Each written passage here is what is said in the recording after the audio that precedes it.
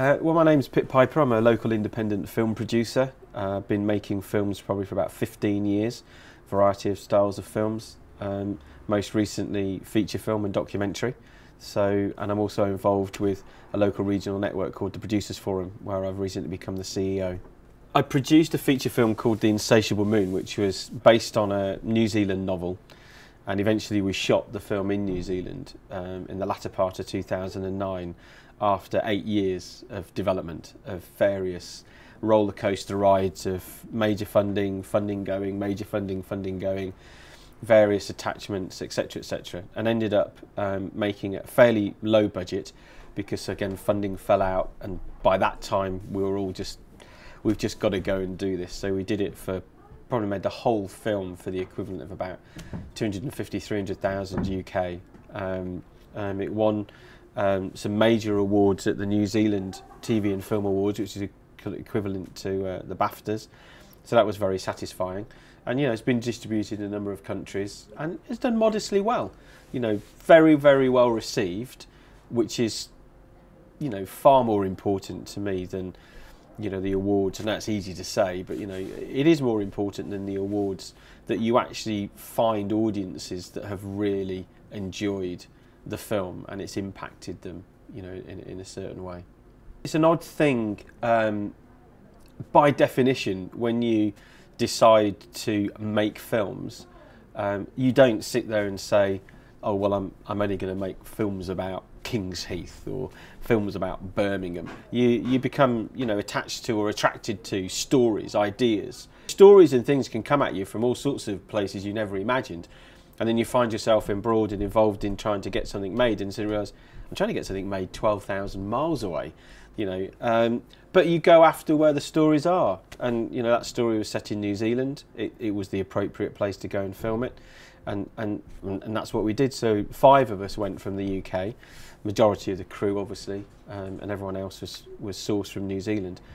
But yeah, it was a fantastic experience, but. Was quite odd at times to think that I'm 12,000 miles away. And especially when a lot of talk around funding films is about making films regionally and tapping into regional funds. And of course, well, I wasn't involved in that conversation at all, really, because I'd gone 12,000 miles away to do it.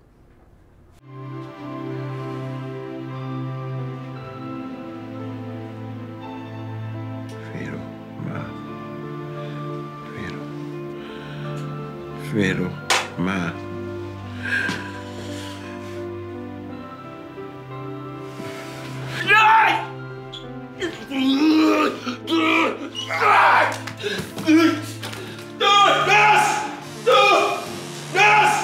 definitely documentary and drama, have always been the two things that I've been most interested in. And currently we're working on a documentary called Last Shop Standing, which is inspired by a book of the same name, which explores really both the demise of the last independent record shops, but also the fact that there is a sort of revival that's going on and some really interesting things happening within the music industry.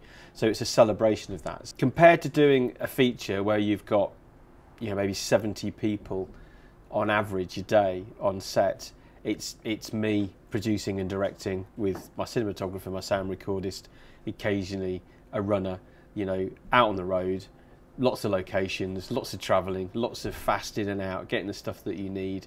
And that's very liberating at the same time because you're just constantly finding new content.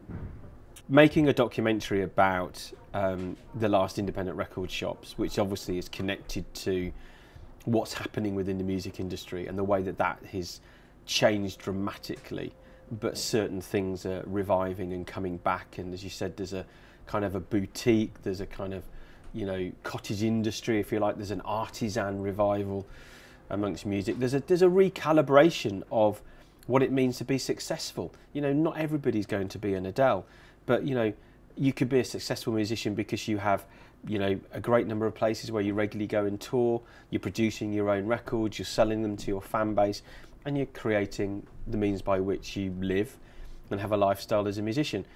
Very, very similar things are happening within the film industry. I think once people started to realise that to some extent the film industry was broken, even the studios recognised that. You can't maintain an industry based on having a hit every 3 years, which is how a lot of the studios operate. So the studios were really trying to get into the lower budget independent films, but then there's too much product, there's too many gatekeepers, there's too many practices going on within the traditional film industry that inhibit the actual filmmakers from making a living out of it. So people are reimagining that. You know, they're crowdfunding, they're crowdsourcing, they're doing things on lower budgets because technology has had a revolution. The means of production, the means of distribution have changed. So it's a fascinating new landscape. And once you've recalibrated that it's not about working with some A-list star in Hollywood, it isn't about having a big budget, it isn't about having all the paraphernalia, it isn't necessarily about being lauded at major film festivals, you know, and becoming rich, then once you've recalibrated that, you think to yourself, you know, actually there is another way of doing this. Can I be satisfied making films that I want to make and actually just, you know, earning an okay living through doing that? So I think it is changing dramatically. There's a really key word in crowdfunding, and most people focus on funding, but actually the key word is crowd.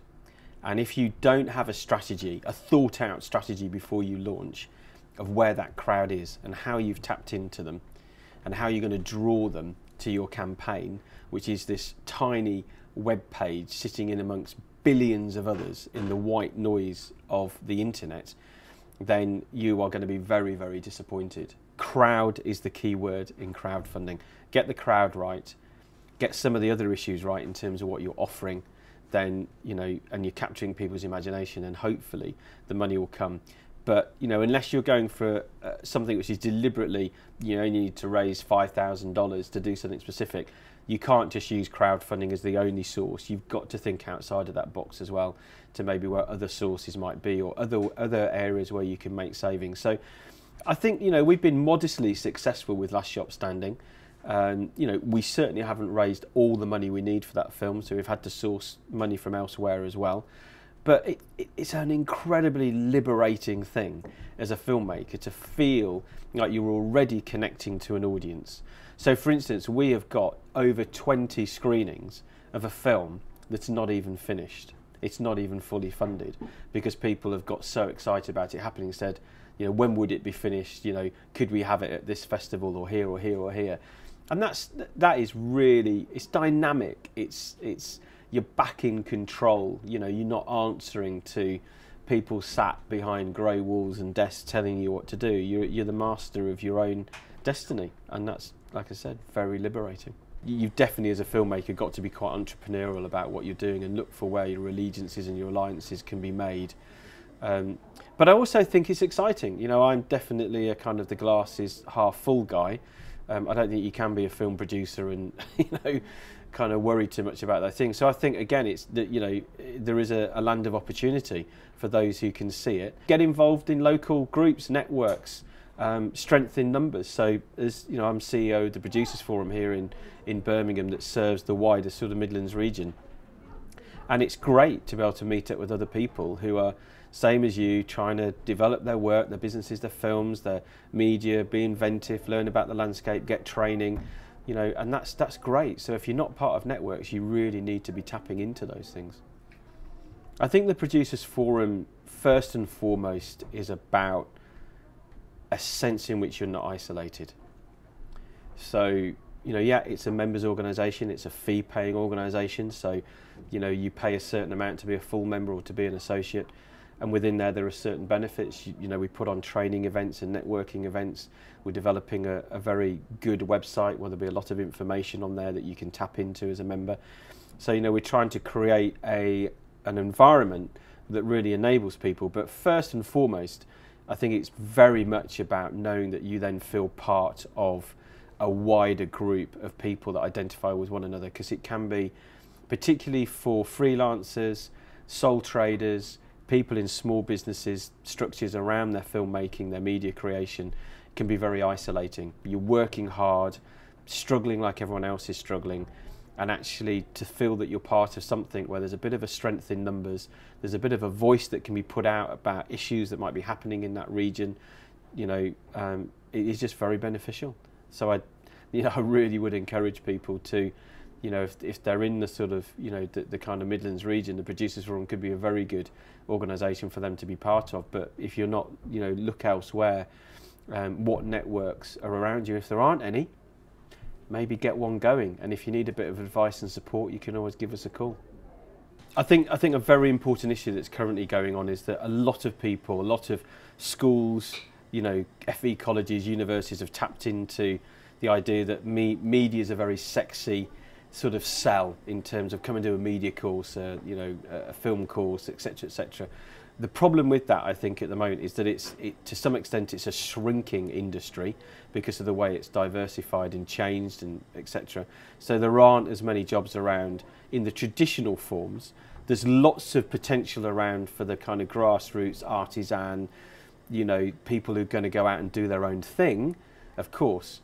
So I think there's a lot of work to be done in ensuring that we're not selling people down the road of a sort of mythological kind of workplace. And I do go in and talk to universities and to students and stuff about just a reality check of what they're heading into, and that actually they, you know, if they're going to succeed, they need to be passionate. They need to have really been out there doing things, making films, making collaborations, etc., and put themselves out there as people that, you know, whether it's big employers or small employers, would be really attracted towards. I think if you're an up-and-coming filmmaker, whether you're 12, whether you're 20, whether you're just coming into it at 60, you know, if you want it to be something that is going to earn you money, it needs to have that element to it. Then you need to make a decision about what you are. Are you a craftsperson? Are you fascinated by sound, by, you know, shooting on a camera, editing? Develop that craft, make yourself someone that other people will want to employ, whether it's on an ad hoc basis or whatever it might be, you know, or are you a writer-director, you know, or a writer, you know, are you writing, are you creating, do you want to direct and make the thing happen? Decide who you want to be and pursue that, but make it happen. You know, when people come to me and say, would you give me a job, and I say, what have you done? I've done nothing, but I'd really like to. There's no conversation. When someone arrives and says, well, you know, I've never been employed to do anything, but I've made 4 films, would you like to see them? I'm interested, because they're getting out there, they're making it happen, they're doing something. So definitely make films if that's what you want to do.